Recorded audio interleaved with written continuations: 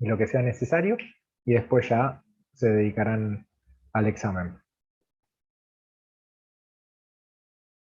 Por favor, Miriam. ¿Cómo va, Gonzalo? ¿Todo bien? Buenas, profe. Esto no está coincidiendo. Estaba muy complicado con el laburo, así que vuelve el próximo semestre. Ok. Igual quizás llega a, ¿cómo es? A ver las grabaciones y a dar los exámenes igual. Sí, puede que llegue, puede que llegue. Estaba ahí, estaba dudándolo. Dijo, "Oh, voy a ver si sigo, si no sigo". Estaba medio complicado, cambió de laburo. Claro. Si nos estás escuchando, Carlitos, te mando un saludo grande. Digo, para cuando escuche la grabación. Sí, Donde sea que pero no, estés. no, pero hagamos así, cuando pongo a grabar ni bien comparto pantalla, y ahí lo saludamos todos. No estaba grabando.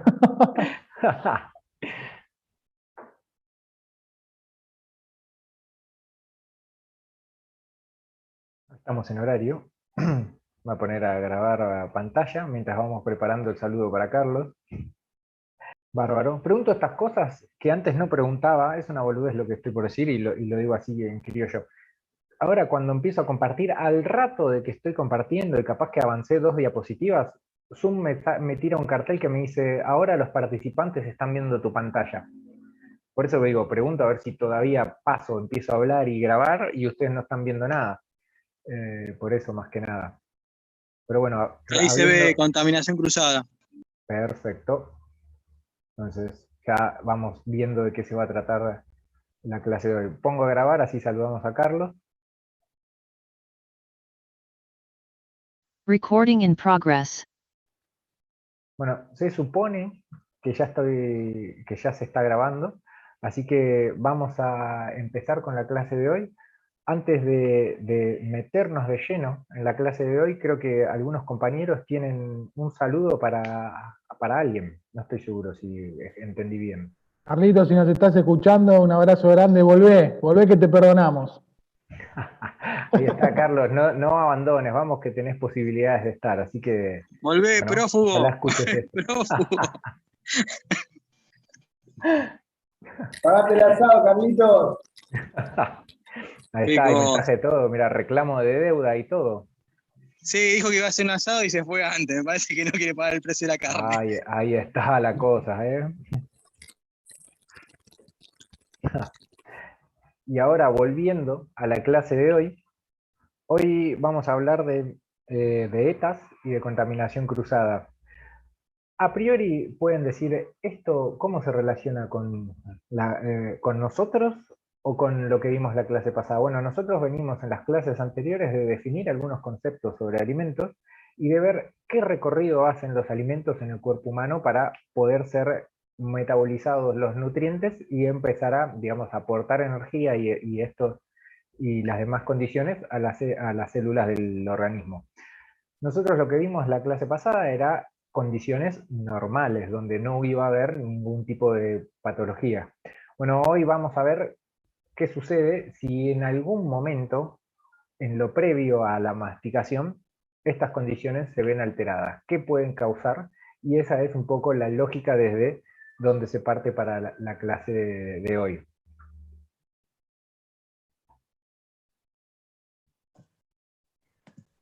Entonces, vamos a empezar preguntándoles a ustedes. ¿Ustedes consideran que los alimentos y las bebidas que consumimos habitualmente pueden causar enfermedades? Paréntesis antes de que respondan. No estoy pensando en algo crónico, sino estoy hablando de cosas crónicas como obesidad o diabetes, que las vamos a ver más adelante. Si bien tienen una relación clara con los alimentos, eh, no es exactamente hacia dónde apuntan. Pensémoslo desde el lado más agudo.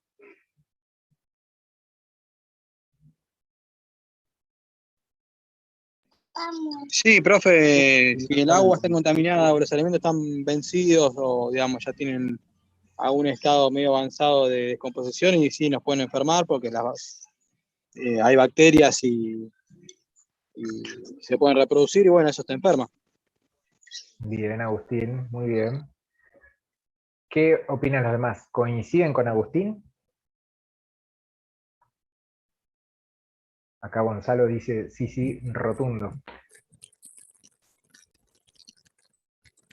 Miriam también. Bueno, es más, acá Fede también coincide con Agustín. De hecho, yo voy a decir, Agustín, lo explicaste muy bien. Eso quería decir también. La realidad es que sí. Pensando en alimentos por ahí, vamos a hablar de alimentos contaminados y vencimientos o duración de los alimentos lo dejamos para otro momento, pero hoy vamos a hablar más que nada desde el lado de la contaminación que pueden, que pueden sufrir los alimentos. Entonces, como muy bien decía Agustín, sí, los alimentos pueden causar enfermedades a nivel agudo. Cuando esto sucede, se habla de enfermedad transmitida por alimentos.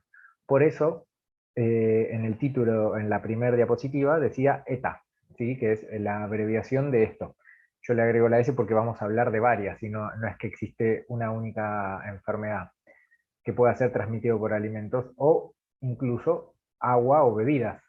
¿Conocen alguna ustedes de esta enfermedad que reúna estas características, que sea transmitida por alimentos o por agua?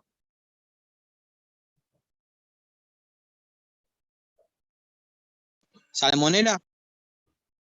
Agustín, fuiste vos, ¿no? ¿Que lo dijo? Sí, Bárbaro. corta un poco porque Sí, estoy con mi hijo y que me está hablando al mismo sí. tiempo. No, no hay problema, no hay problema, pero yo justo tenía cerrada la ventanita de quienes están participando. Salmonela, muy bien. Esa es una enfermedad que puede ser transmitida a través de alimentos. El síndrome urémico hemolítico, la mala condición de la carne.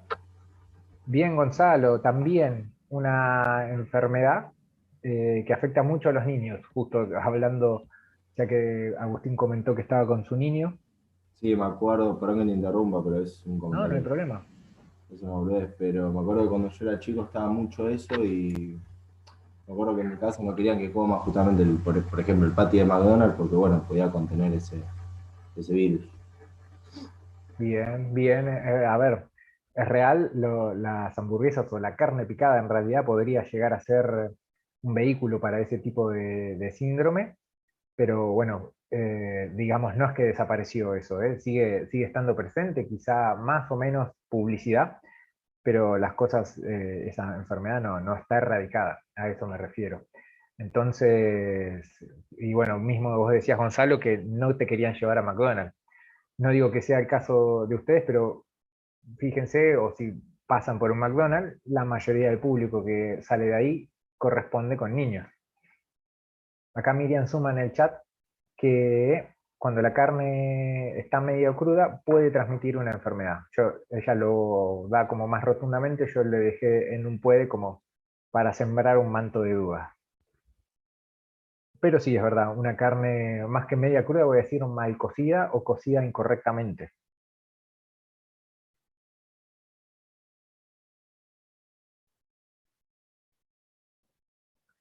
Bueno, bien, vemos, digamos que en cierta forma están sensibilizados o existen que esto puede suceder. Entonces, decíamos, enfermedades transmitidas por alimentos. ¿Por qué se llaman así? Bueno, porque el alimento es el vehículo, va a ser quien lleve la bacteria o el organismo patógeno que nos cause esa enfermedad. El alimento o la bebida o el agua, ¿no?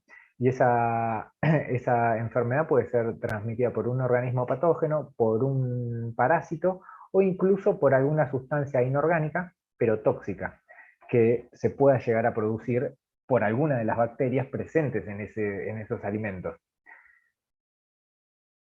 ¿Cuáles son las cetas? Y bueno, algunos han nombrado ustedes, y salmonela, síndrome urémico hemolítico, no lo nombraron, pero estoy seguro que lo conocen, al cólera, al menos de nombre. Digamos, todas estas enfermedades y cualquier enfermedad que sea ocasionada por el consumo de algún alimento contaminado, es posible de causar una enfermedad en la persona que consume ese alimento, ¿sí? ¿Qué sucede? Y hay muchos microbios y muchos patógenos diferentes que son causantes de enfermedad y que incluso pueden contaminar alimentos que no lo estaban. Entonces hay muchas infecciones diferentes que son transmitidas por los alimentos. Dice que, y esto, digamos, hablando de alimentos contaminados, nos va a llevar un poco a la lógica de la primera clase, donde definíamos algunos alimentos, alimento enriquecido, alimento fortificado. Bueno, hoy vamos a definir entonces alimento contaminado. ¿Cuál es un alimento contaminado? Y aquel que tenga algún tipo de agente vivo o de sustancia química, ya sea mineral o alguna sustancia orgánica que sea extraña a la composición normal de ese alimento y que sea tóxica. Acá incluso en el texto de la diapositiva está puesta que no sean repulsivas, porque ¿qué sucede? Este agente vivo o esta sustancia química puede no alterar el gusto del alimento y sin embargo estar contaminándolo igual. Digo el gusto pensando ya en que el alimento fue probado, pero en principio también obviamente no va ¿cómo es? A alterar la apariencia, ¿sí? Porque a la vista va a ser lo mismo. Incluso el olor, si huelen ese alimento, puede tener un olor correcto, por así decirlo, ¿no? El propio y característico de ese alimento. Digo, no sé, qué sé yo, frutillas que son las que están en la imagen, y la frutilla tiene un olor característico, entonces puede ser una frutilla que se vea bien, que huela bien y que de gusto esté bien también, y sin embargo estar contaminada y producir algún tipo de enfermedad transmitida por alimentos. Bueno, y la otra posibilidad para que un alimento sea contaminado o esté contaminado es que contenga o que esté compuesto con algún, o que contenga algún compuesto natural pero tóxico por estar en una concentración mayor a la permitida y tolerada por las personas. Ahora que hemos definido alimento contaminado como para entender un poco más cómo viene esta cosa, me parece que antes de seguir avanzando con lo que es enfermedades transmitidas por alimentos, habría que definir otro tipo de alimento que a veces se lo puede confundir con esta definición de alimento contaminado, que es alimento adulterado. Y un alimento adulterado es diferente porque si bien va a tener alguna sustancia que no le sea propia, o algún componente que no le sea propio, sería más apropiado hablar de componente, en realidad ese componente está ahí para enmascarar para enmascarar, digamos, el estado del alimento, o en realidad también puede ser para, eh, digamos, o para alargar su vida útil o con algún otro fin, digamos, que esté ahí esa sustancia es de manera, digamos, voluntaria y no involuntaria, sino que apareció, como si puede pasar quizá en un alimento contaminado. Entonces, ¿por qué es tan, bueno, creo que se nota bien en el ejemplo, ¿no?, de la imagen que está la manzana roja siendo pintada de verde, donde lo que estaría haciendo es pretender vender, digamos, manzanas verdes cuando en realidad no lo son. Bueno, ahí se está alterando el color de ese alimento para fingir, o para que finja o pretenda hacer otra cosa. La otra imagen que está puesta ahí es la de la miel, porque la miel es uno de los alimentos que más comúnmente se adulteran. ¿Por qué se adultera la miel tan frecuentemente? Y porque la miel es más manipulable y tiene mejor aceptación cuando está en estado líquido. Entonces, para que conserve, digamos, si la miel está, está bien, digamos, extraída, sin ningún tipo de aditivos, la miel es líquida, pero pasado determinado tiempo se empieza a solidificar. Esta que se solidifique no le hace nada, no es que le cambie el gusto, simplemente es más difícil de manipular, ya sea para untar o para utilizar en cocciones, que puede llegar a ser otro tipo de uso.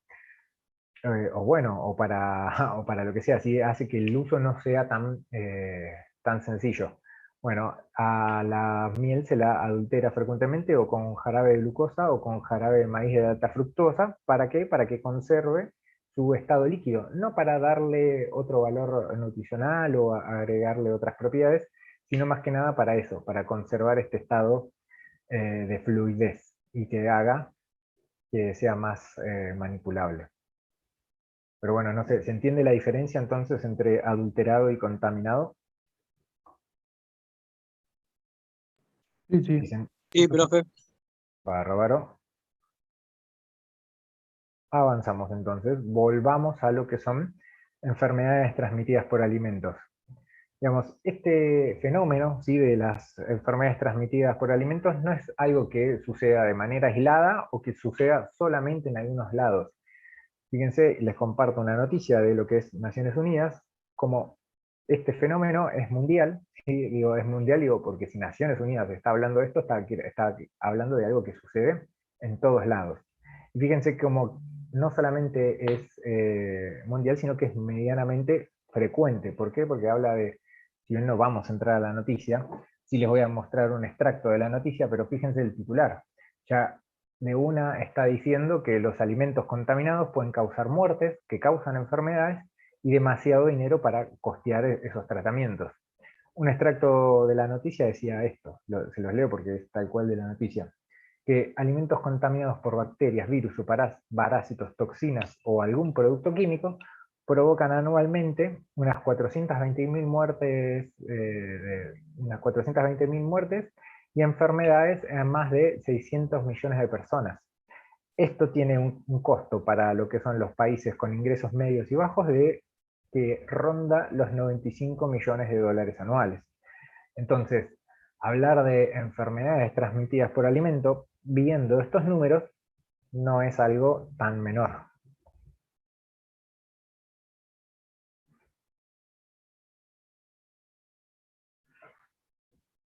Hoy mencionaron algunas de las enfermedades transmitidas por alimentos.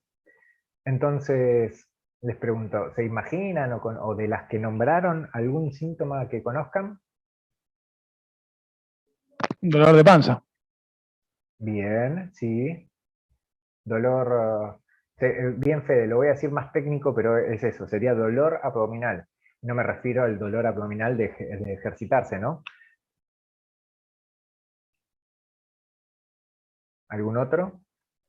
Muchas veces puede levantar fiebre, también dolor de cabeza. Bien, totalmente. Acá Jan dice vómitos, Gonzalo dice descompostura. Gonzalo, cuando decís descompostura, ¿a qué te referís? Creo que lo imagino, pero por las dudas quisiera estar seguro de a qué te referís vos. Cuando uno está flojo de abajo. Ok, diarrea. En otras palabras, Eso, no me salía, diarrea. ahí está. Exacto. Sí, tal cual. Otro de los síntomas comunes a lo que son enfermedades transmitidas por alimentos. A ver, han nombrado buena parte. ¿Qué tienen estas enfermedades transmitidas por alimentos? Dijimos que eran un montón y distintas, pero tienen en común estos primeros síntomas, ¿no? Después, dependiendo de la gravedad que cursen, van a ser más síntomas bueno, o estos y de manera más leve. Entonces, dolor abdominal, náuseas, diarrea, vómitos y dolor de cabeza son los comunes a todas las enfermedades transmitidas por alimentos.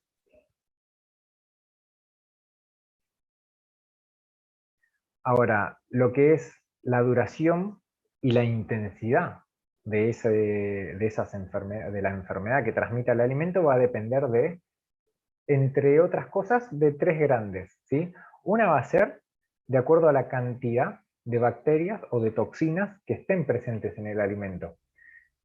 La otra cosa va a ser la cantidad de bacterias o de toxinas la cantidad de de que sea consumida de ese alimento. Digamos, entonces una va a tener que hablar con lo que se habla o se conoce como carga bacteriana que tenga el alimento, y otra va a depender de la cantidad de ese alimento que se consuma. Y por supuesto, el tercer factor importante a tener en cuenta es el estado de salud que tenga la persona que consumió ese alimento, digamos. El estado de salud o cómo esté su sistema inmune va a hacer la diferencia en qué tan larga e intensa sea la afección por esa enfermedad. ¿Qué sucede con esto y por qué a veces lo hace difícil de relacionar? Y es que los síntomas a veces tardan en aparecer entre 1 a 7 días. Si yo les pregunto a cualquiera de ustedes qué comió ayer, y me va a saber responder, le costará más o menos, pero me podrá decir más o menos qué comió. Ahora, si yo les pregunto qué comieron hace 2 o 3 días, y bueno, ahí ya por ahí se complica más el poder decir, che, yo el lunes comí esto y esto. Imagínense lo que comieron el jueves pasado. Digo, si ustedes se ponen a pensar, va a estar difícil de recordar que comieron el jueves pasado, salvo que tengan rutina y digan todos los jueves se come de esta manera. Pero si no, eso es lo que hace a veces más difícil de poder relacionar los síntomas que se está teniendo con alguna enfermedad transmitida por alimentos. ¿Por qué digo esto? Y porque, como veíamos recién, los síntomas, si bien son comunes a todas, también son cosas que me parece que todos en algún momento hemos tenido. Creo que a todos en algún momento les ha dolido la cabeza. ¿Habrán encontrado el factor o no sabían por qué? Digo, pero lo mismo sucede con dolor abdominal o vómitos. Hay un montón de situaciones donde han pasado por ahí, por alguna de esas, ¿sí? Por alguno de esos síntomas, y quizá no encontraron o no vieron este tipo de relación. Ojo, no estoy diciendo que cada vez que vayan a tener vómitos o que vayan a tener diarrea corresponde a una enfermedad transmitida por alimentos, pero sí digo que es muy frecuente que suceda y que quizá no se dé cuenta porque es de una manera leve. Entonces, quizá fueron después, tuvieron alguno de estos episodios, ya sea de náuseas o vómitos o de diarrea, y después, pasado ese episodio, continuaron con su vida y salieron, no sé, a trabajar, a ir de visita a quien hayan tenido que ir a visitar. Digamos, son síntomas que si pegan de manera leve, no impiden las actividades diarias. Y ahí es donde esto a veces queda como invisibilizado. Ahora hay que tener en cuenta cuáles son los 5, digamos, vamos a listar algunos que son los que aparecen más frecuentemente y que causan enfermedades a través de los alimentos. Por ejemplo, el norovirus. El norovirus es el que causa la famosa gastroenteritis, ¿sí? Bastante común. Bueno, salmonela, muy bien la han nombrado ustedes. El Clostridium perfringens, el Campylobacter, el Staphylococcus aureus, todas estas infecciones van a transmitir o van a generar algún tipo de diarrea. Acá Jan dice Helicobacter pylori. El Helicobacter pylori sí es una bacteria que está y que cuando se aloja en una persona vive, digamos, o queda presente en el estómago y puede ser transmitida por alimentos, pero no está dentro de las más frecuentes. Tengan en cuenta eso. Incluso a veces puede ser transmitida el Helicobacter pylori mediante alguna práctica médica. Digo, qué sé yo, alguna vez, esto tómenlo como un paréntesis, al tema de enfermedades transmitidas por alimentos. Helicobacter pylori por ahí es más frecuente incluso que se contagie ante un equipo médico mal desinfectado.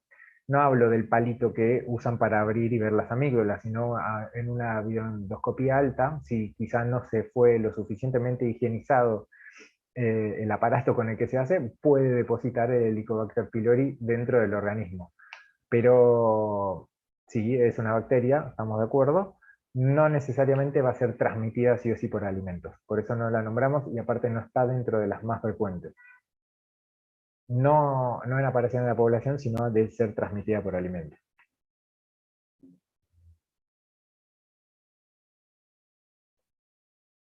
Si bien nombrábamos ahí a varias que causan distintos tipos de diarreas, una de esas que vimos recién es la que, digamos, entre esas, una de las diarreas famosas, por así decirlo, es la diarrea del viajero. ¿Sí? Capaz escucharon este término, bueno, es causada por quizá consumo de agua distinto del que está habituado la persona. Pero también hay otros agentes patógenos que causan enfermedades, que no son tantas la cantidad de enfermedades, pero ahora cuando aparecen estas son mucho más graves y que tienen una chance mucho más alta de que la persona que tenga esta enfermedad requiera de hospitalización. ¿Cuáles son estos microbios? Y bueno, Escherichia coli. La Escherichia coli es una bacteria que está presente en los intestinos tanto de animales como de seres humanos.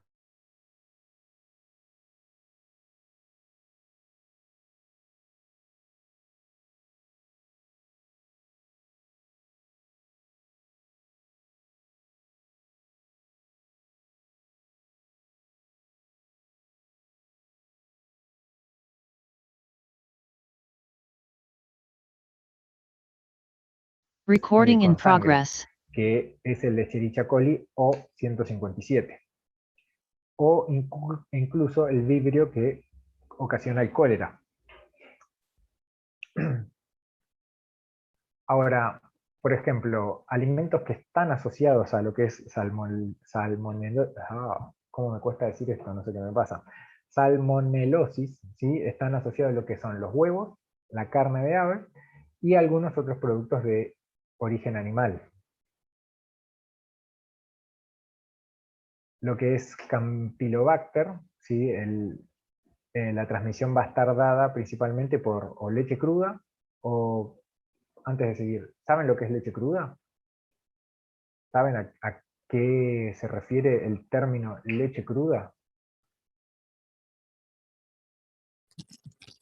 ¿Será sin pasteurizar? Agustín lo preguntó, ahí se desactivó el micrófono, no sé si iba a decir algo, y alguien escribió en el chat, pero dice que no sabe. Seba, ¿vos ibas a decir algo? Ok. Sí, la leche sin pasteurizar, la que se saca de la que se ordeña directamente. Exactamente. Eso mismo sería la leche cruda. Es la que no tuvo más allá de si es o no pasteurizada, que es en realidad el tratamiento por preferencia, por su efectividad y en definitiva bajo coste para la industria de realizar. Digamos, la realidad es que la leche cruda sería aquella leche que salió directamente de la vaca y no tuvo ningún tipo de tratamiento. Digo, porque si yo vivo en el campo no voy a tener una pasteurizadora para mis vacas. Lo que sí puede ser que si yo quiero consumir esa leche, tenga que hervirla previamente. Entonces, eso es un tratamiento térmico que me va a bajar la cantidad de carga de bacterias que tenga ese alimento. Para quienes no sepan, la pasteurización lo que es un tratamiento térmico que por unos pocos segundos la leche se lleva a una temperatura mayor a 80 grados y luego se enfría rápidamente. Entonces, esa temperatura alta y en ese rango de tiempo alcanza para matar las bacterias, no para que se cocine la leche. Por eso no cambia el sabor, solamente le baja la carga bacteriana.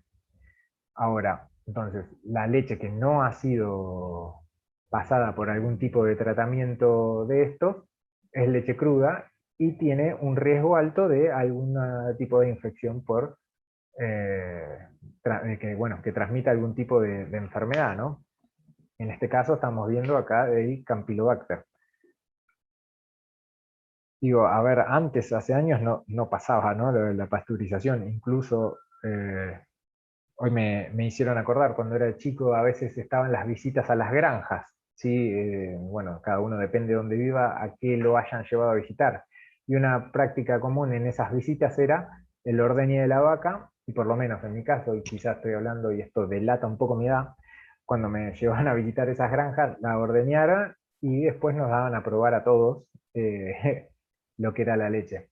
A ver, sí, como experiencia, buenísimo, la leche salía tibia y se podía tomar. Ahora, viendo esto y viéndolo a la distancia, que por suerte no recuerdo al menos que me haya pasado nada, digo, eso fue suerte. No necesariamente podría haber pasado así, podría haber sido algo más grave, y más considerando que uno era más chico. Bueno, fuera de la anécdota, vuelvo a la clase y lo que es Escherichia coli, ¿sí? La que es el O157, que es la enterohemorrágica, la que causa diarrea y con sangre, está asociada también a la leche cruda, a la carne poco cocinada, incluso a frutas y a hortalizas frescas. Y ahora les consulto algo. Hoy decíamos que lo que es Escherichia coli es una bacteria común de los intestinos de animales y de las personas. ¿Por qué consideran o cómo creen ustedes que las frutas y las hortalizas o las vegetales pueden ser un vehículo para este tipo de Escherichia coli? Si no, ni las frutas ni las hortalizas tienen intestino. Puede ser digamos, por la suciedad que traen, digamos, de la cosecha, y si no se limpia puede traer bacterias ahí, digamos, quizás en algún animal que haya defecado, digamos, sobre estas frutas, sobre estas verduras? ¿Tendrá que ver con eso? Bien, Fede, viene por ahí. Muy bien, es verdad. Sí, va a salir de la materia fecal de algún animal. Ahora, los animales, hay que ver qué animales pueden pasear, digamos, entre las cosechas y que no se estén comiendo esas cosas para que anden tranquilamente. Lo que sí puede suceder en realidad también es que para el crecimiento, durante el crecimiento de esa planta o de esa hortaliza o de esa fruta, se utilice materia fecal como abono. Entonces, cuando se utiliza materia fecal como abono, ya sea bosta de vaca, por así decirlo, bosta de caballo o bostas de cualquier otro animal, puede generar este tipo de riesgo. Así que esté presente este tipo de bacteria, con lo grave que es si llegara a enfermar a una persona que consume este alimento. Entonces, por eso frutas y hortalizas vienen asociadas al Escherichia coli cuando, o están asociadas por esto mismo, ¿no? Por que termina siendo a veces común la práctica de utilización o la utilización de materia fecal como fertilizante.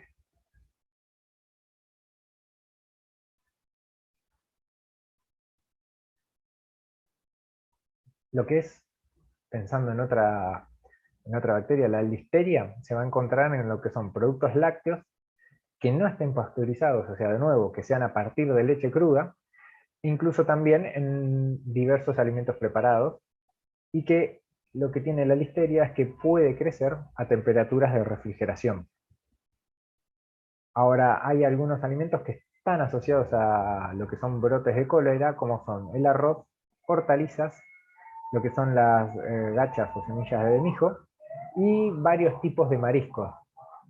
Y en este caso, esto está muy relacionado al agua, ¿no? El arroz crece en un medio bastante acuoso, las hortalizas por ahí también, cuando tienen bastante contenido de agua, entonces viene más que nada por este lado. Y bueno, siempre que se habla de cólera, recuerden, si recuerdan las campañas de antes, era el de hervir el agua, digamos, piensen como que uno de los principales vehículos es el agua.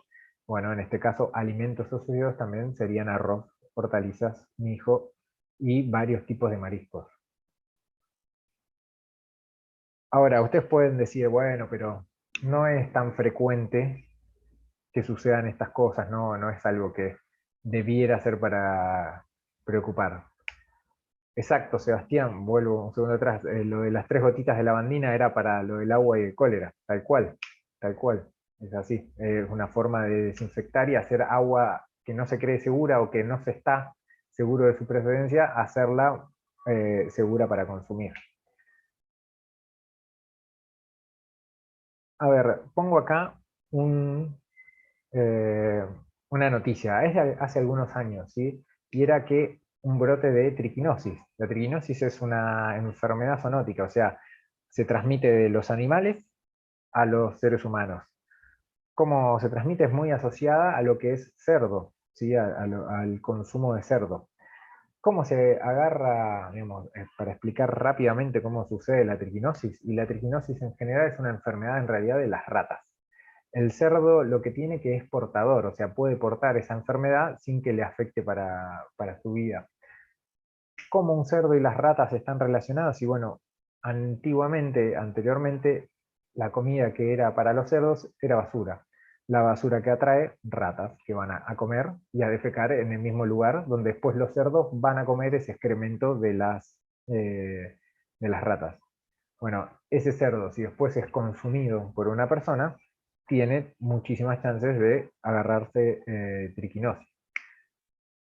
Este caso en particular, digamos, un poco lo he investigado y lo que se trata es, digamos, fíjense, 50 casos de triquinosis en San Martín de los Andes, porque es un diario de Río Negro. Si bien San Martín está en Neuquén, son vecinos y entonces de ahí la noticia. Este caso en particular, lo que sucedió fue, una pareja decide casarse y como para agasajar a sus invitados, lo que hicieron fue eh, ofrecer jabalí ahumado. Un jabalí que había cazado un conocido. Eh, bueno, ¿qué sucedió con ese jabalí? Tenía triquinosis, comieron la mayoría de los invitados del casamiento ese jabalí ahumado. O sea, estamos hablando de por ahí una cocción que no es completa, ¿sí? O una cocción no correcta. Entonces, ¿qué termina sucediendo? Como resultado de una fiesta donde fueron a celebrar el amor de una pareja y la unión en matrimonio, bueno, buena cantidad de los invitados terminaron hospitalizados, ¿sí? Con triquinosis. Fíjense como un momento feliz pasó a transformarse en un momento de enfermedad. Dejé acá porque quedaba menos de un minuto, no vi hacía cuánto se cortó, así que antes de que se corte y quedarme hablando solo, dejo acá y ahora seguimos en el próximo enlace.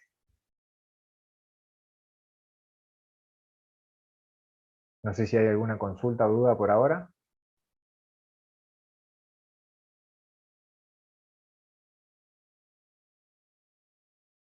A una fiesta y a pasarla bien y terminar bajo con alguno de estos problemas, ¿no? En este caso una enfermedad transmitida por alimentos. Y con esto de que puede suceder en cualquier lugar, me refiero acá, por ejemplo, esta noticia no es de acá, es de España, donde salmonelosis para 41 niños de una escuela en Barcelona, e incluso un profesor. Entonces, digamos, a tener en cuenta que esto es por ahí más frecuente de lo que uno tenía pensado o detectado hasta antes de que lo estuviéramos hablando así, ¿no? A ver, como dijimos, son muchísimas las enfermedades que pueden ser transmitidas a través de alimentos. Tanto es así que lo que es el Centro de Diagnóstico y Prevención de Enfermedades de Estados Unidos tiene un índice de la A a la Z. Este CDC, o sea, este Centro de Diagnóstico y Control de Enfermedades, eh, es una institución bastante prestigiosa en este sentido. De hecho, quienes hayan visto Walking Dead, en un momento no voy a spoilear, lo prometo, en un momento aparece esta institución como bastante importante para eso, para la cura de enfermedades de los zombies. Bueno, llevémosla al mundo real, el CDC lo que tiene es un índice de la A a la Z sobre distintos tipos de enfermedades transmitidas por alimentos.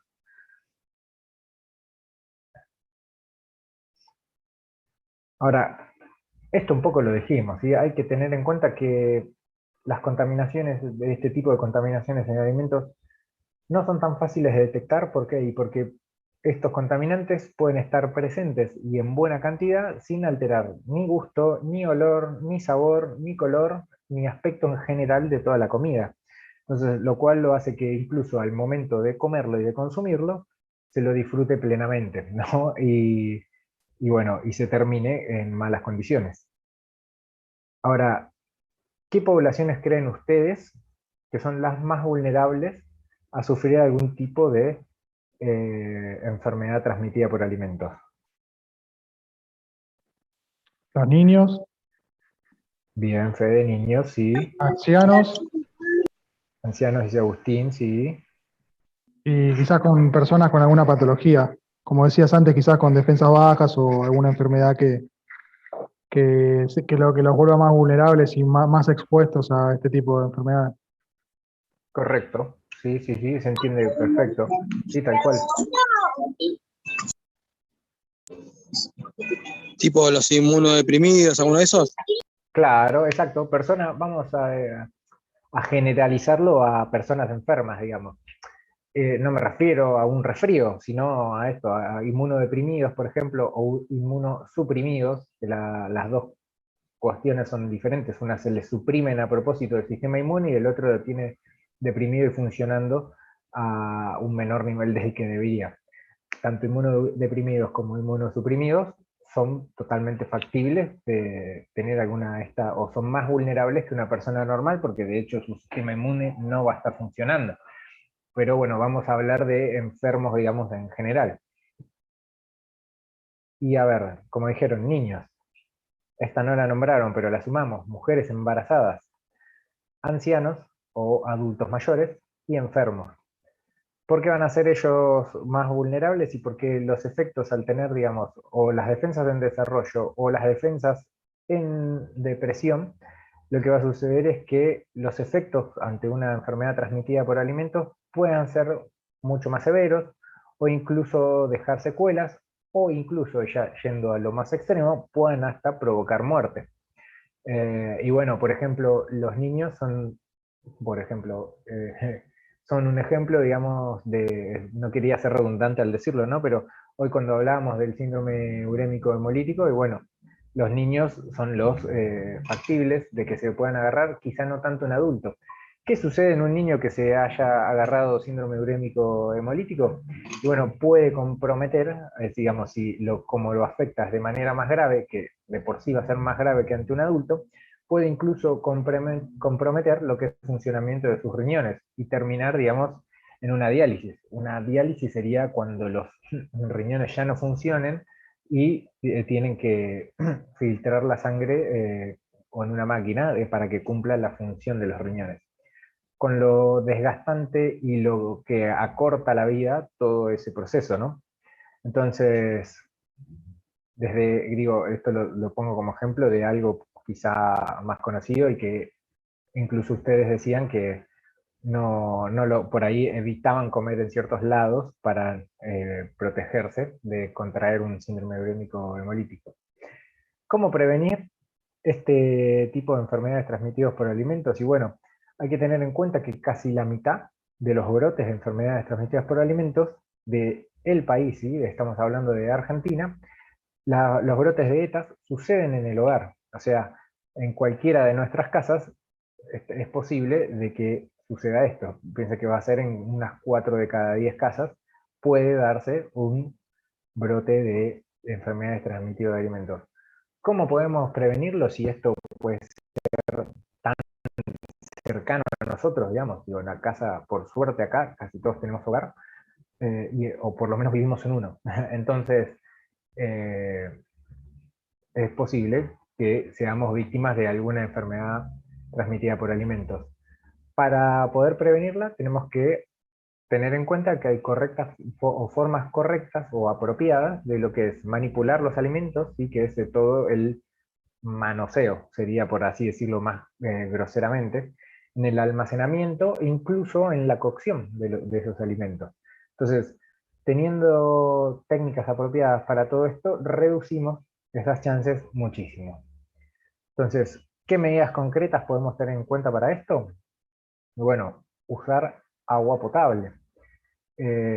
Por ahí suena obvio viviendo en Buenos Aires o en sus alrededores, pero créanme que no es tan así. ¿Y en qué momento usar el agua potable? Y bueno, para lavar los alimentos, para ingerirlos, para prepararlos, pero también para lo que es lavar y desinfectar los alimentos, los utensilios o los cubiertos que vayan a estar en contacto con esos alimentos, o incluso las superficies donde van a ser preparados. ¿Qué sucede si no hay agua potable? Y bueno, podemos hacer agua que sea más segura. Dos maneras. Una es hervir el agua por 5 minutos, o si no, desinfectar con 2 gotitas de lavandina por cada litro de agua. Y bueno, ya sea una o la otra manera, hay que después dejar reposar en unos 30 minutos. Y acá esto de las gotitas de agua era lo que mencionaba antes el compañero para lo que era el cólera. Entonces, esta es una de las maneras de poder hacer ese agua que sea segura. Otra medida concreta, y bueno, limpieza ante todo. ¿Qué significa ante todo? Y bueno, manos, por ejemplo, ¿sí? Lavar siempre las manos con agua potable y con jabón. Fíjense que esto, cuando uno lo dice, quizás suena a obviedad, pero en realidad, fíjense que hasta el año pasado, la cantidad de campañas que hubo para enseñarle a la gente a lavarse las manos. Entonces, quizá suena a obviedad decirlo, no pasa tanto en la práctica. Hasta antes de la pandemia, por lo menos en mi experiencia, cada vez que me tocaba ir a un baño público, sea en el baño público, digo, en el baño que es común a toda la gente de la oficina, un montón de personas no se lavan las manos después de ir al baño. Es increíble eso. Y más de gente que labura o que tiene cierto nivel como educativo como para decir, laburás en una oficina haciendo trabajo administrativo, pero no sos capaz de lavarte las manos después de ir al baño. Y después vas y saludás y das la mano a todo el que ande y te vaya a saludar.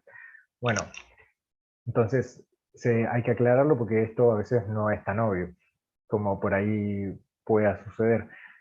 dónde o en qué momentos lavarse las manos, y bueno, después de ir al baño, como mencionábamos, pero también después de toser o de estornudar, que hoy, por suerte, si se hacen caso a estas campañas, o de aprender a lavarse las manos, o de cómo toser con el codo, quizá esto haría o evitaría un poco que las manos estén tan sucias en cierta forma. Y bueno, y cada vez que se ensucian las manos, por supuesto, en el momento o relacionado a lo que es la manipulación de los alimentos, y bueno, cada vez que se manipule un alimento distinto, o si se tocan primero alimentos crudos y después se va a tocar alimentos cocidos, y bueno, esto tiene que, digamos, hay que lavarse las manos antes de volver a tocar esos otros alimentos. Otra de las formas es asegurar una cocción completa, ¿sí? Y esto sería también una cocción correcta. Por ejemplo, acá hay una imagen que podría estar en la publicidad de cualquier parrilla. La carne o los lugares que venden carne cocida siempre suelen promocionar con fotos de este estilo. Y la realidad es que justamente eso es como, no digo que es un asesinato validado por una publicidad, ¿no? Pero lo que sí les digo es que no es una cocción correcta y que hay mucha chance de generar algún tipo de enfermedad transmitido por esta carne mal cocida. Y lo digo, y en especial por la carne roja, porque quizá del pollo, del pescado o del cerdo no van a dudar de que tienen que estar bien cocidas. Pero sin embargo, para lo que es carnes rojas, y bueno, por ahí sí son más permisivos. Por supuesto que cada uno tendrá su gusto, cada uno elegirá correr los riesgos que decide correr, ¿no? Pero tenerlo en cuenta para estos grupos que veíamos que son más vulnerables, ¿sí? Y bueno, la carne picada, en especial, si no es cocida de manera correcta, bueno, más riesgo todavía. Por eso el tema de las hamburguesas y el síndrome urémico hemolítico, ¿no? ¿Cómo sería una cocción correcta? Y bueno, cuando lo quiero mostrar acá, ¿sí? Más que nada como esta parte, de acá arriba, ¿sí? Cuando tiene un color así más pardo, digamos. Y lo mismo con los jugos, que no sean rosaditos, que sean más pardeados o más transparentes. Ahí estaríamos hablando de una correcta cocción de la carne.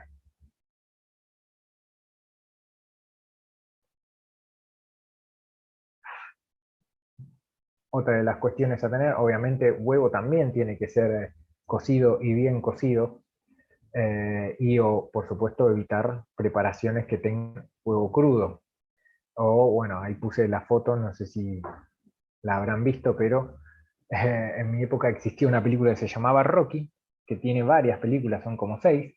Bueno, la Rocky 1, el Rocky lo que hace que es un boxeador que tenía que pelear por el título mundial, lo muestran entrenando y saliendo a correr por las calles de Filadelfia. En esas corridas, No pudo asistir por salmonela, profe. claro, no, podía haber pedido o podría haber perdido el título por una salmonelosis. Así que no hagan lo que hacía Rocky, es solo una película y el riesgo es grande. Esto lo pongo también porque en su momento esto era muy común en los gimnasios. Digo muy común y no estoy hablando de hace 15 años atrás, no estoy hablando de hace tanto tiempo. Digo, es mucho posterior a esta película de Rocky. Creo que hoy por hoy, por suerte, esto se ve cada vez menos, pero bueno, nunca falta el descolgado que aparece queriendo hacer esto.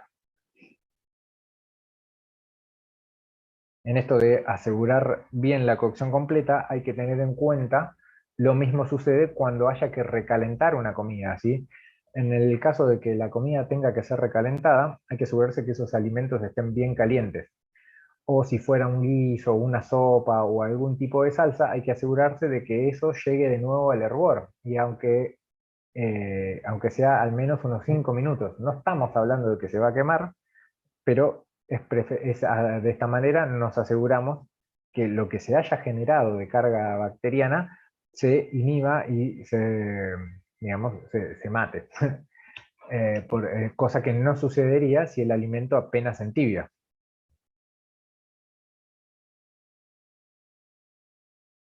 Y bueno, como hablamos hoy, lo que son leche y derivados de la leche, consumirlos pasteurizados, a partir de leche pasteurizada si fuera un derivado.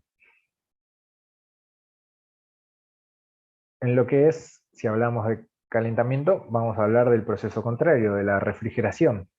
¿Qué podemos decir de la refrigeración? Y bueno, que cuando un alimento, después de su cocción, va a estar un rato de temperatura ambiente porque no debe ser guardado inmediatamente en la heladera, ¿sí? Porque ese alimento caliente va a aumentar la temperatura de la heladera, y al aumentar esa temperatura de la heladera, para el resto de los alimentos podría darse que se favorezca la reproducción de bacterias por elevarse la temperatura. Entonces tiene que pasar necesariamente un tiempo hasta que se pueda enfriar, pero ese tiempo hasta que se enfríe no debe superar las 2 horas. O incluso si fuera un alimento que están recién comprando y que lo compraron extraído de la heladera y que tenía frío, para que no pierda esa cadena de frío, debe ser guardado dentro de esas 2 horas. Obviamente, cuanto más rápido, mejor, ¿sí? Pero si no fuera posible esto, tendría que ser dentro de las 2 horas. De hecho, incluso si se compran alimentos refrigerados, el consejo o lo correcto sería que sean lo último en agregarse. Por ejemplo, si es de un supermercado, al changuito tendría que ser el último alimento en agregarse. Ahora, ¿qué sucede en la refrigeración? Y hay que tener en cuenta que hay una ubicación correcta para los alimentos. ¿Cuál sería esa ubicación correcta? Y que lo que son alimentos frescos estén en la parte superior, ¿sí? No crudos, sino frescos, ¿sí? Que es distinto. Pero los alimentos crudos que estén en la parte inferior, ¿sí? ¿Por qué? Porque si está crudo y va a chorrear algo, o puede chorrear algún jugo, y yo tengo los alimentos cocidos debajo, estoy contaminando esos alimentos con alguna sustancia de ese alimento crudo. Profe, la heladera está mal diseñada entonces. La verdura tiene que ir más arriba. Pero, a ver, depende cómo sea tu heladera, Agustín, pero en general, viste, las verduras están con cajones y tienen un techo que no dejaría que pasen esos jugos. Puede pasar que si pusiste el alimento crudo arriba, chorree y quede ahí acumulado, pero lo ideal es que no llegue a pasar debajo de que no pase esa tapa. Digamos, hay heladeras que cada estante es de vidrio, entonces no pasaría. De todas maneras, lo correcto sería ubicar lo crudo por debajo y lo cocido por arriba.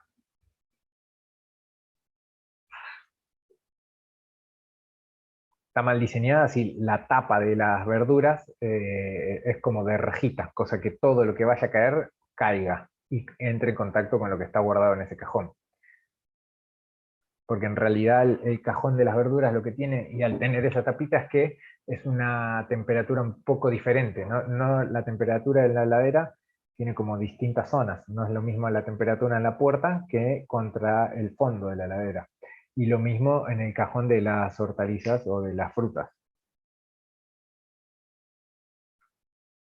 Sobre refrigeración, lo que hay que hablar también es el tema del descongelado. Cuando se descongele algún alimento, lo ideal es hacerlo dentro de la heladera. O sea, tratar de prever lo suficiente qué se va a consumir de eso que se tiene congelado, para que cuando se haga dentro de la heladera y no a temperatura ambiente.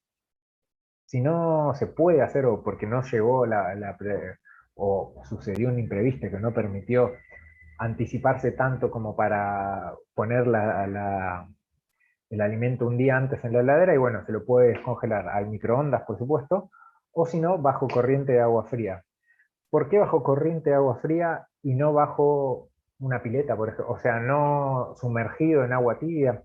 Y por lo mismo, ¿no? Salvo que por ahí se tome la precaución de que esté sumergido en un recipiente que no entre en contacto con ese agua y de todas maneras levante la temperatura del alimento. Pero si no, lo ideal es que el agua corra y siga camino y no se quede ahí flotando y pudiendo contaminarse más o manteniendo esa contaminación. Ahora, si un alimento es descongelado, o sea, se lo congela crudo, se lo descongela y al final por H o por B no se lo llega a consumir, no hay que volver a congelarlo en las mismas condiciones. Hay que refrigerarlo o cocinarlo y consumirlo. Pero si se lo cocina, sí se puede volver a congelar. Eso más que nada para tener en cuenta, digamos. Yo descongelo un alimento y para volver a congelarlo lo tengo que cocinar. No puedo llevarlo al freezer nuevamente. ¿Qué más en cuanto a lo que es almacenamiento? Y bueno, hay un método para utilizar y que incluso, si bien no nos vamos a meter en esto, pero digamos, nos permitiría ahorrarnos, hoy mencionaban, alimentos vencidos. Para que no nos suceda esto, hay un sistema o que se llama, o un método, mejor dicho, que se llama primero entra, primero sale. Ahí está abreviado como PS. En inglés sería First In, First Out. Y si lo llevamos a siglas, sería FIFO. Bueno, el FIFO sería este sistema y que nos permite eso. ¿Sí? Que si yo, no sé, tengo latas de atún, tengo 3 latas de atún, me consumo 2, compro 3 más para tener de repuesto, yo no me tengo que consumir esa que me quedó última, que tiene que ser la primera en consumirse y después esas 3. De eso se trata este sistema. Hay que, además de utilizar este método, el guardar los alimentos en recipientes que estén limpios y tapados de manera correcta cuando es dentro de la heladera, o incluso, bueno, si es un alimento que se pueda, digamos, bancar el estar fuera de la heladera, de todas maneras que sean recipientes limpios y que se tapen de manera correcta. Ideal a esto es agregar por ahí el rótulo de cuándo se lo guardó, ¿sí? Por las dudas, ¿sí? Para saber en qué momento. No sé cómo manejarán los freezers, por ejemplo, pero a veces la comida en el freezer puede pasar varios meses. Y entonces hasta acordarse de cuándo fue, de si hacía tiempo, si es apto o no por la duración que está, mejor si se puede rotularlo.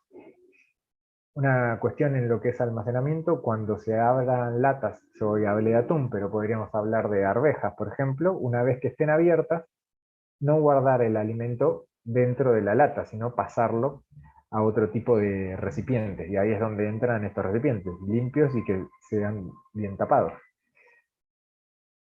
Ahora, ya que hablábamos de latas, hay que tener cuidado con los que son latas infladas, ¿no? Y infladas como esta de acá de la imagen. A ver, si hay una lata está golpeada o abollada porque se le cayó a uno mismo, y bueno, no hay problema, es un golpe y es producto de eso. Hay que buscar entonces no dilatar tanto el consumo de ese alimento. Pero si llegaran a encontrarse con una de las latas que tienen con estas características, y bueno, ahí sí hay que desecharla. Y si fuera que van al supermercado y ven una de estas latas, no la compren e incluso si pueden avisen para que las retiren de góndola. Por supuesto, también hay que almacenar lo que son productos de limpieza separado de lo que son los productos alimenticios. Y acá está lo que decíamos antes, ¿sí? El rotular los productos cuando se almacenan. Incluso si se utilizan algunos productos sueltos que a veces pueden compartir envase, más que nada por eso también, para diferenciarlos de los productos de limpieza de los productos alimenticios. Hasta ahí fue lo que es enfermedades transmitidas por alimentos. No sé si hay alguna duda o consulta sobre eso. Ok, acá Seba dice que no, no sé los demás. No, profe. Bárbaro.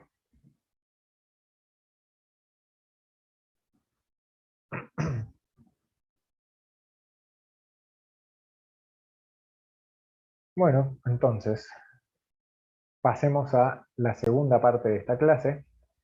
Es medio breve, así que me parece que aceleré mucho. Yo dije que iba a acelerar para dejarlo un rato libre, pero bueno, a ver si terminamos un ratito antes.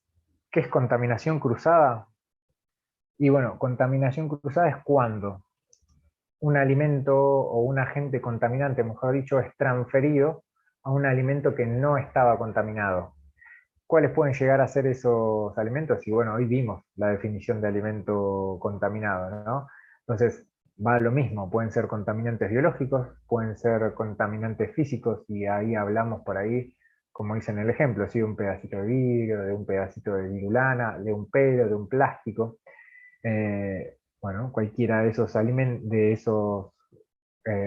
agentes físicos van a estar contaminando un alimento que no debiera tenerlo. O pueden ser incluso algún elemento químico, ¿sí? Qué sé yo, fertilizantes, plaguicidas o algún producto de desinfección, que, digamos, cualquiera de estos agentes que pasen de un alimento contaminado a otro que no lo está, por eso hablamos de contaminación cruzada, digamos, porque algo que estaba sin contaminar es contaminado a raíz de entrar en contacto con algo que le lleva a esos agentes contaminantes. Tengo para mostrar en la imagen lo que puede llegar a ser un buen ejemplo de un agente físico de contaminación cruzada. Por ejemplo, esta imagen, creo que termina siendo claro por qué está contaminada esa empanada.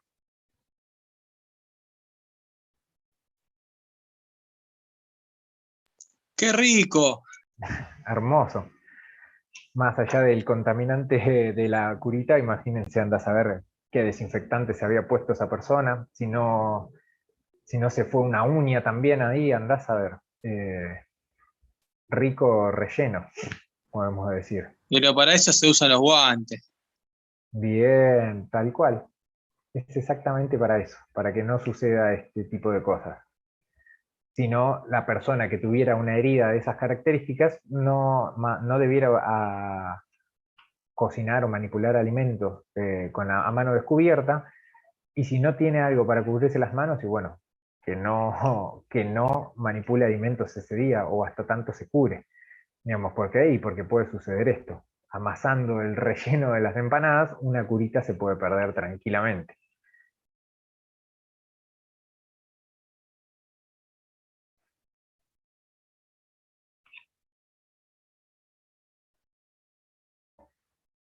¿Qué más podemos decir de esto? Digamos que hoy veíamos, ¿sí?, que los puntos a controlar para lo que es enfermedades transmitidas por alimentos, y fíjense que como un poco se pisan estos temas, digo, se pisan o van muy de la mano, en realidad, sí, porque digamos, un alimento que se contamine mediante contaminación cruzada es totalmente factible de poder transmitir una enfermedad.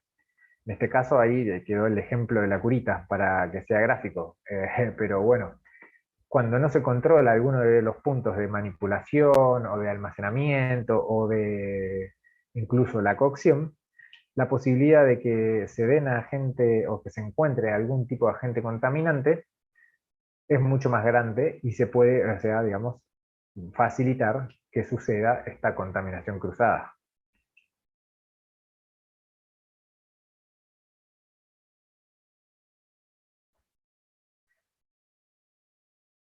A ver, vamos a clasificar un poco a la contaminación cruzada.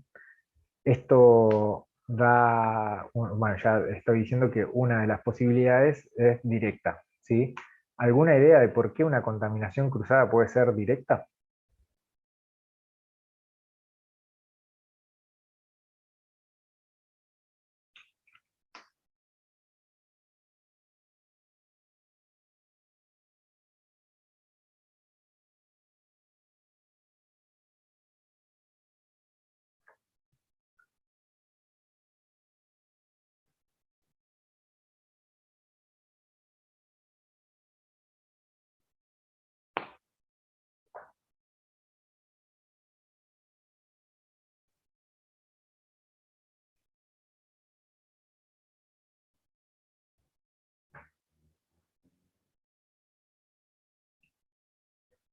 Tatán, tatán, los dejé sin palabras.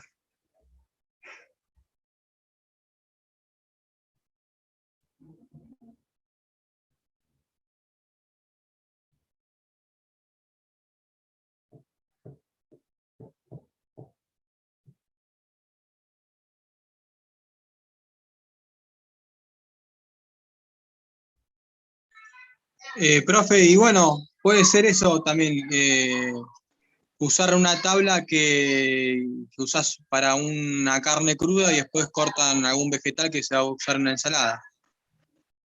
Vos, a ver si entendí bien, Agustín, vos estás diciendo que ahí lo que es la tabla, al no lavarla entre una y otra, la tabla termina siendo el vehículo para esa contaminación cruzada. Claro. Bien, es correcto lo que decís, pero no es contaminación cruzada directa. Te digo por qué, ya por ahí estoy anticipando lo que se viene, ¿no? Pero para que no queden dudas. Eso, lo que está contaminando el alimento no contaminado es a través de esa tabla. Y no, entonces, digamos, es indirectamente, tenés un alimento contaminado que que va a transmitir sus contaminantes a otro alimento, pero a través de un elemento. O sea, no lo hace directamente. Entonces, bueno, terminan ahora, gracias a Agustín, explico las dos juntas. Directo sería alimento contaminado, alimento no contaminado. Pumba, lo junto y ahí contaminé el alimento no contaminado. Eso es una contaminación cruzada directa. Ahora, si yo tengo el alimento contaminado acá, uso un cuchillo. Bueno, esto es un fibrón, pero bueno, para que se entienda, uso un elemento para manipular, para subdividir, para lo que sea este producto. Dejo este producto subdividido, mismo cuchillo, sin lavar, sin nada, voy a subdividir un producto que voy a consumir directamente. Ahí, a través del cuchillo, yo pasé toda la contaminación desde el contaminado al no contaminado. Entonces, a través de un tercer elemento es que estoy contaminando otro alimento. Y eso es contaminación cruzada indirecta. Digamos, es totalmente correcto el ejemplo de la tabla, porque estamos contaminando un alimento, entonces es un ejemplo muy bueno de contaminación cruzada. Lo que tiene que esa contaminación cruzada es indirecta, no es así directa. ¿Quedó clara la idea? ¿Se puede repetir, profe? Sí, obvio, cómo no. Sí, si no, a ver, si no, vamos por partes, si no. Lo que es contaminación cruzada directa es cuando un alimento contaminado directamente transmite esos patógenos a un alimento que no está contaminado. Veámoslo quizá con ejemplos, quizá esto puede llegar a ayudar a esclarecer la idea. Entonces, digamos, un alimento contaminado va a entrar en contacto directo con otro que no lo está. ¿Cuándo puede suceder esto? Y bueno, por ejemplo, si mezclamos un alimento, eso, por ejemplo, no sé, un pollo crudo con una fruta, los pongo en el mismo plato. La fruta, así como está, la voy a intentar comer. Ahí lo que sucedió es que los contaminantes del pollo fueron directamente a parar a esa fruta que yo me estaba por comer. Entonces, eso es una contaminación cruzada directa, porque el alimento contaminado directamente pasa sus patógenos al alimento que no estaba contaminado. Entonces, por ejemplo, si yo hago una ensalada con ese tomate que lo contaminé eh, poniéndolo, no sé, con un tomate que lo puse al lado del pollo crudo y después voy y armo la ensalada con lechuga, o el tomate que se contaminó directamente, a la vez va a contaminar directamente al resto de la ensalada. Otra posibilidad para lo que es contaminación cruzada directa es esto que hablamos hoy de ubicar bien las cosas en la heladera. Entonces, ya que estaba hablando de pollo, pongo un pollo crudo arriba que va a tener jugos para chorrear, los chorrea y me los chorrea sobre algo que ya estaba cocido o sobre, ya que hablábamos de tomate y ensalada, sobre la ensalada que yo había dejado semi-lista para consumir. Entonces, cuando voy a comerme la ensalada, tiene todos esos contaminantes que cayeron directamente del pollo a la ensalada. Esto sería un ejemplo, o serían dos posibles ejemplos de contaminación cruzada directa. Veámoslo por ahí con imágenes, a ver si ayuda a esclarecer este concepto. Acá tenemos un pollo crudo que se guarda, fíjense, de manera incorrecta en la heladera. ¿Por qué? Porque está en la parte superior, dando la chance de poder de arrojar o dejar caer sus jugos frente a algo que ya está cocido y listo para consumir. En el caso de esta foto es una carne cocida que fue contaminada con estos patógenos del pollo. Y esta carne cocida yo la iba a comer así directamente dentro de una ensalada. Ahora tengo carne y ensalada contaminados. ¿Por qué? Por este contacto directo. Y yo les decía, otra posibilidad era, digamos, que el alimento entre en contacto bien directo, ¿sí? Una fruta con pollo crudo, bueno, como el de esta imagen, ¿sí? Donde está, digamos, más allá de si está en la parte superior o inferior de la heladera, crudo y cocido, no deben mezclarse. Entonces, ¿se entiende la idea de contaminación cruzada directa? Sí, profe, ahora sí. Bárbaro. Perfecto. Entonces, sigamos avanzando con esto. Y ahora sí, pasemos a la indirecta, y acá está el ejemplo que decía Agustín. Es donde el agente contaminante va a llegar al alimento que no está contaminado por algún elemento. ¿Cuál puede ser ese elemento? Y bueno, como bien dijo Agustín, puede ser una tabla, pero puede ser un cuchillo, puede ser las manos del que manipula el alimento, o incluso puede ser la superficie, ¿sí? Porque podría ser la tabla, pero si se hace sobre la mesada o sobre otro tipo de superficie, y estuvo en contacto primero con algo crudo, que después se le puso algo cocido o algo que se va a consumir como tal, esa indirectamente le está aportando los, los contaminantes. O bueno, o como decíamos, un cuchillo que se usó primero para desgrasar una carne cruda y después se utiliza para fraccionar, no sé, una tarta cocida. Entonces, esos son ejemplos de contaminación cruzada, similar al que decía Agustín, donde un elemento es el vehículo para llevar los patógenos de un alimento al otro. Entonces, por ejemplo, y seguimos con los ejemplos de pollo, ¿sí? Acá tenemos un pollo crudo que es guardado en la heladera como tal, a mano limpia, digamos, ¿sí? De la persona. Así como esta persona lo que hizo es guardó el pollo y tenía hambre, y en el mismo acto de guardar el pollo suelto en la heladera, agarra elementos para hacerse un sándwich. ¿Qué hace? Y bueno, las manos van a estar llenas de esos patógenos del alimento crudo y van a ir a elaborar un sándwich. Si es para él, bueno, se va a comer el sándwich con las manos y encima con las mismas manos, digamos, donde estaban todos esos patógenos. Si es para otra persona, mucho más grave, ¿no? Porque ahí está hablando bien claramente de mala higiene. La otra posibilidad, ¿cuál era? ¿Sí? Teníamos una tabla limpia, la utilizamos para cortar un alimento crudo y que no se va a consumir así, y después misma tabla, sin lavarla y acto seguido, cortamos o subdividimos algún alimento que va a ser consumido como tal, sea una carne cocida o sea un tomate para que forme parte de la ensalada. Entonces, la tabla va a ser el vehículo que me lleve esos patógenos al resto de la ensalada. Y ahí es cuando hablamos de contaminación cruzada indirecta. Veamos algunos ejemplos más, digamos, acá está cómo sería el circuito. Primero pollo en la tabla y luego los vegetales crudos que van a ir a acompañar a ese pollo más adelante, o a otra comida, porque por ahí se puede aprovechar en el mismo momento. Y miren estas dos imágenes, ¿sí? Acá tenemos tabla que comparte pollo crudo y alimento que va a ser consumido como tal.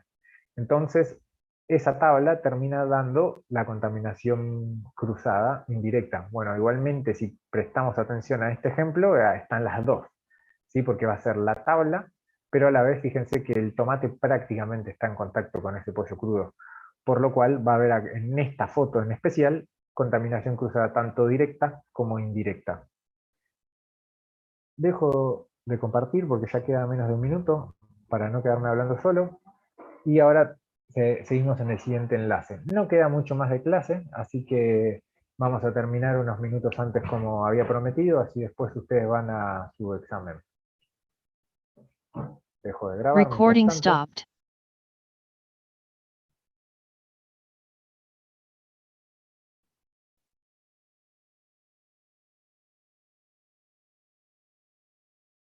Y bueno, y ahora seguimos en el siguiente enlace entonces.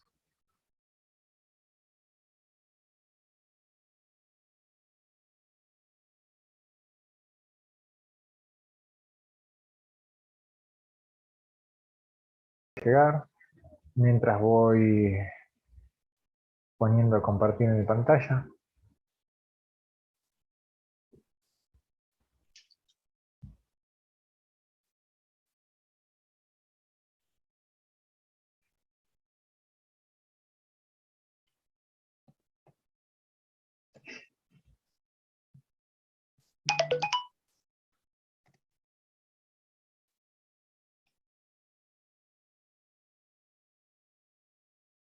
Bueno, bien, viendo que estamos buena parte, vamos a seguir. Recording in progress. Ahí puse a grabar, todos debieran estar viendo mi pantalla. Entonces, repasando contaminación cruzada indirecta, decíamos, es la que se hace a través de algún utensilio o superficie, o incluso las manos, ¿sí? Para por ahí terminar de diferenciar los conceptos, tenemos dos tipos de contaminación cruzada, directa e indirecta. Directa, ¿cuándo es? Cuando mezclamos alimentos que no estuvieron higienizados correctamente junto a otros que sí estuvieron higienizados de manera correcta.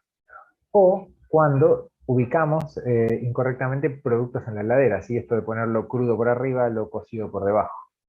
Ahora, contaminación cruzada indirecta es cuando el contaminante llega al alimento no contaminado a través de algún elemento. Cuchillo, manos del manipulador, la tabla donde se corta, la superficie donde se está trabajando en la cocción o en la elaboración de esa comida. ¿Sí? Entonces, necesitamos un tercer elemento que lleve desde un alimento contaminado hasta uno no contaminado estos agentes patógenos. ¿Se entendió hasta acá entonces la diferencia? ¿Quedó claro?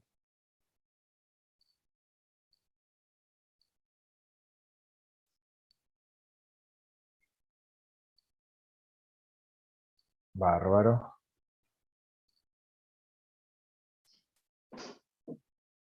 Entonces, ya que hablamos de las diferencias, vamos a hablar de cómo prevenir, ¿sí? Este tipo de contaminación, que es la contaminación cruzada.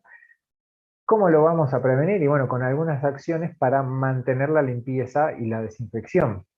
Entonces, la primera, si queremos mantener la limpieza, hay que limpiar. ¿Y qué es limpiar? Es a eliminar lo que es la suciedad visible, ¿sí? La que está en los ojos tanto de superficies eh, como de los utensilios que se van a utilizar, ¿no? Entonces, ahí mismo, ahí acá hablamos de suciedad visible, de restos de alimentos, o, bueno, de polvo y suciedad que pueda estar en esos lugares. ¿Cómo se va a limpiar? Y bueno, con agua, con detergente, con cepillos y bueno, algún otro elemento si fuera necesario. Después de limpiar, hay que desinfectar. No van a hacer lo mismo, ¿sí? Y acá el desinfectar está hablando de esto de eliminar esta suciedad no visible. Me parece que hoy quizás no tengo que hacer hincapié en aclarar por qué tanto una cosa no sustituye a la otra, sabiendo que salimos de una pandemia donde había que lavarse las manos y además también desinfectarse. Creo que gracias a eso este concepto puede llegar a estar claro. ¿Qué más tenemos que tener? Y bueno, hay que limpiar, pero con cierto orden, no es que se limpie sino más. Siempre hay que limpiar desde arriba hacia abajo y desde lo más sucio a lo más limpio. En cuanto a lo que es la limpieza, debe ser periódica. ¿Con qué? Con agua caliente y detergente. E incluso la limpieza tiene que ser, digamos, al principio para eliminar su suciedad visible, luego la desinfección y luego una limpieza para que no quede ninguno de esos agentes químicos que desinfectaron precisamente, pero no para no contaminar después, posteriormente, con un agente de esos químicos. Por eso, por ahí, para lo que es la limpieza, está bueno lo que es utilizar papel descartable o servilletas. Pero bueno, si se utilizan trapos, repasadores o paños de cocina, hay que también tener en cuenta que deben ser limpiados o higienizados de manera correcta y con una cierta regularidad en lo que es el recambio y esta desinfección. ¿Para qué? Y bueno, para que esos mismos elementos no terminen siendo el vehículo para transmitir bacterias o agentes patógenos. Esto un poco es lo que decíamos recién, sí, una vez limpiadas y desinfectadas superficies y utensilios, volver a enjuagar para eliminar los agentes químicos. Ahora, hay que controlar los momentos en donde se procesan los alimentos y controlarlos en el sentido de que estén bien limpios las superficies y también los utensilios o incluso el equipo necesario. Una vez que se termine esa manipulación de alimentos crudos y previo a a la manipulación de alimentos que van a ser consumidos como tal o que ya están cocidos, se debe desinfectar los elementos que se van a utilizar y lavarse bien las manos. O sea, elementos de desinfectar equipos, mesas, tablas, utensilios, ¿sí? Cuando estos se guarden, para evitar esto del escurrimiento de jugos, ¿sí? Perdón, hay que cubrirlos, puede ser mediante film o mediante alguna bolsa hermética, ¿sí? O en tuppers, ¿sí? Para poder almacenar de manera correcta en la heladera. Y almacenar de manera correcta implica esto de guardar alimentos crudos en la parte inferior y alimentos cocidos en parte superior, para que si algo va a chorrear, que no sea lo crudo sobre lo cocido. Bueno, por supuesto que para evitar situaciones como la que veíamos en la imagen del relleno de la empanada con curita, hay que evitar que si la persona tiene algún tipo de lastimadura, que manipule esos alimentos. Si los va a manipular de todas maneras, que sea con un vendaje apropiado o mucho mejor si es con guantes, sino directamente que se evite la cocción, incluso cuando se esté enfermo o tenga alguna infección en la piel.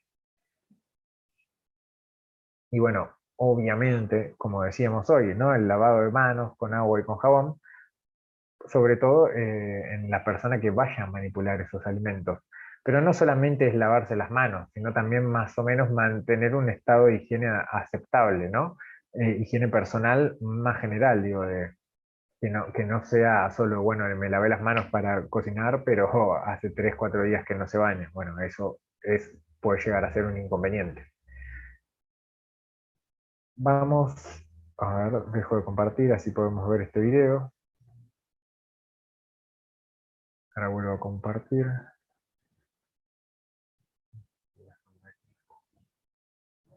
Que en cierta forma, este video un poco, digamos, ya con esto estamos terminando la clase de hoy, nos queda ver este video, son 2 minutos nada más. En cierta forma, este video es una especie de resumen de todo lo que acabamos de ver. Esperen que lo estoy anunciando mucho, pero no lo estoy compartiendo. Denme un segundo. Ahora sí, a ver.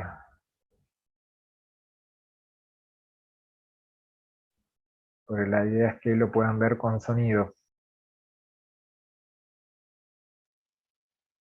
Todos están viendo mi pantalla, díganme. Háganme un gesto aunque sea. Perfecto, ahí lo vi. Pido mismo gesto si se escucha con sonido. Genial.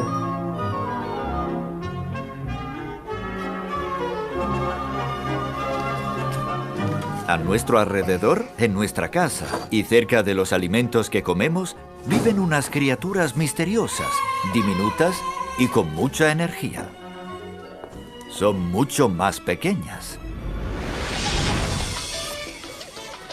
Estos son microorganismos, seres vivos muy pequeños. Hay 3 tipos diferentes de microorganismos. Los buenos ayudan a producir alimentos y bebidas, como queso y yogur, o carnes y verduras fermentadas. Hay otros microorganismos que son molestos. Son los malos. Hacen que los alimentos en mal estado huelan mal, tengan un sabor desagradable y se pongan feos. Pero normalmente no provocan enfermedades. El tercer tipo de microorganismos es el que debe asustarnos. No hacen que los alimentos huelan mal, ni que se pongan feos. Pero son muy peligrosos. Y es necesario tener cuidado con ellos. Se llaman microorganismos patógenos. Y pueden provocar enfermedades graves, como dolores de barriga, vómitos, diarrea, fiebre e incluso la muerte. Son astutos, invisibles y peligrosos. Estos seres diminutos son muy prolíficos. Para reproducirse necesitan alimentos, agua, tiempo y calor. Se multiplican muy rápidamente. Por suerte, aunque parezcan fuertes y asusten, estos microorganismos se pueden evitar y son vulnerables. Solo basta seguir 5 reglas sencillas, 5 comportamientos clave para librarse de ellos.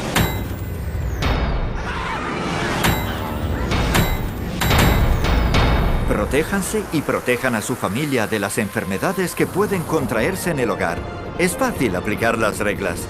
Estas son las 5 claves para la inocuidad de los alimentos. Mantener la limpieza para evitar la contaminación.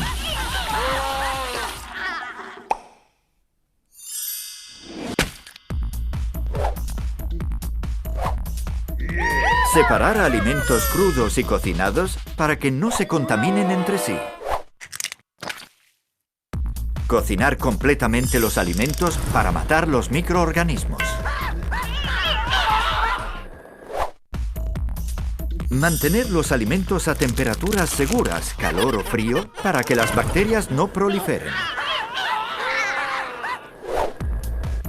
Usar agua y materias primas seguras para evitar la contaminación.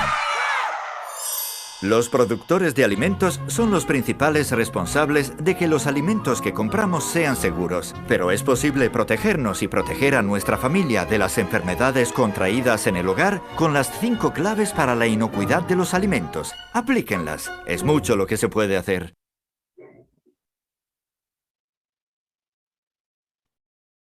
Bueno, ahí pasó el video, 2 comentarios sobre eso. Fíjense que hablaba de las temperaturas para una correcta cocción.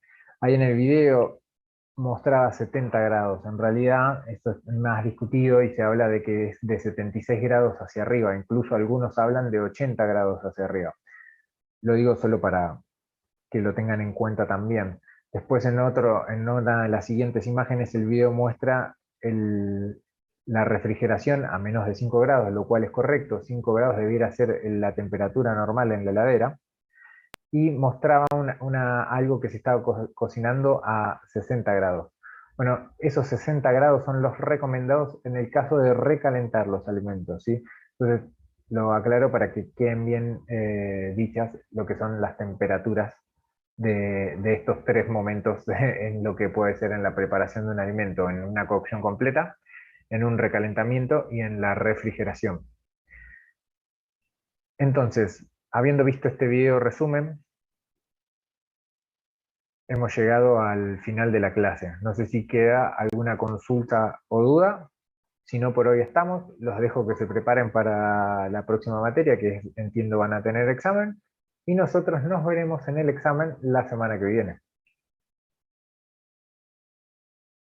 Chao, profe. Nos vemos. Gracias. Por favor, adiós. Buen fin de semana después de este examen. Gracias, Eva. Buen fin de para vos también. Gracias, buen fin de, hasta luego. Chao, profe. Por favor, gracias a ustedes. Buen fin de. Buen fin de, profe. Adiós. Buen fin de también a los que me han saludado por chat.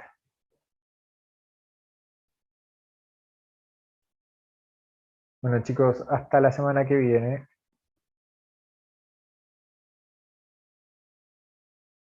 Recording